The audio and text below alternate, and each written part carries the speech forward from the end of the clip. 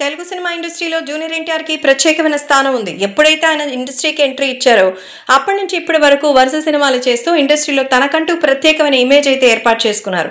Nandamuri family నుంచి ఇండస్ట్రీకి వచ్చిన థర్డ్ జనరేషన్ హీరోల్లో తను మాత్రమే సక్సెస్ఫుల్ హీరోగా ఉన్నారు. ఇప్పుడు లేటెస్ట్గా జూనియర్ ఎన్టీఆర్ దేవర సినిమా కోసం విపరీతంగా కష్టపడుతున్నారు. ఈ సినిమాతో ఎలాగైనా సోలో హిట్ కొట్టాలని మొత్తానికి టార్గెట్గా పెట్టుకున్నారు.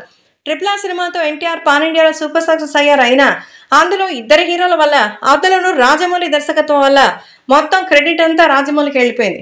ఇప్పుడు తను సోలోగా ప్రూవ్ చేసుకోవాలనుకుంటున్నారు. అందుకే ఎంతగానో కష్టపడుతున్నట్టుగా అయితే తెలుస్తోంది.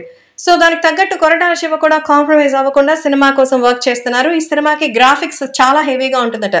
ఏ చిన్న పొరపాటు జరగకుండా గ్రాఫిక్స్ తేడాగా ఉంటే మన వాళ్ళు ఎట్లా ఏకీపరుస్తారో తెలిసిందే. అందుకే దగ్గరుండి కొరటాల చూసుకుంటున్నారు. అంచనాలు పెంచడానికి టీజర్ని కూడా మన ముందుకు తీసుకొస్తున్నారట యూనిట్.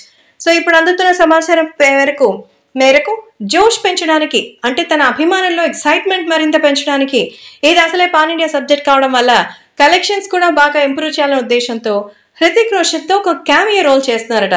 సో ఇదొక మార్కెటింగ్ టెక్నిక్. సో రీసెంట్గా ప్రభాస్ హీరోగా వచ్చిన కల్కి సినిమాలో క్యామియోల లిస్ట్ తీసుకుంటే అడిషనల్ షీట్ పెట్టాల్సిందే. దానివల్ల కూడా సినిమా కలెక్షన్స్ బాగా పెరిగాయి. ఎందుకంటే వాళ్ళకి సంబంధించిన ఫ్యాన్స్ అయితే మస్తు ఖుషి అయ్యారు ఆ సినిమా చూసి. సో ఇక బాలీవుడ్లో హృతిక్ రోషన్కి మంచి క్రేజ్ ఉంది. కాంత్రయం తర్వాత అంతటి గొప్ప క్రేజ్ సంపాదించుకున్న హీరో, హ్యాండ్సమ్ వ్యక్తి హృతిక్ రోషన్. ధూమ్ సినిమాతో అయితే ఆయన పాపులారిటీ వేరే లెవెల్. ఇప్పటికీ కూడా మంచి హ్యాండ్సమ్ హీరో అంటే ఫస్ట్ చెప్పేది ఆయన పేరే.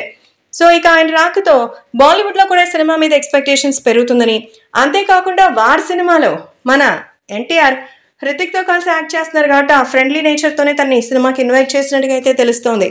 సో మొత్తానికి ఎన్టీఆర్ సినిమాతో ఖచ్చితంగా 1000 కోట్ల కలెక్షన్స్ అయితే రాబట్టాలని ఎదురు చూస్తున్నారట తారక్.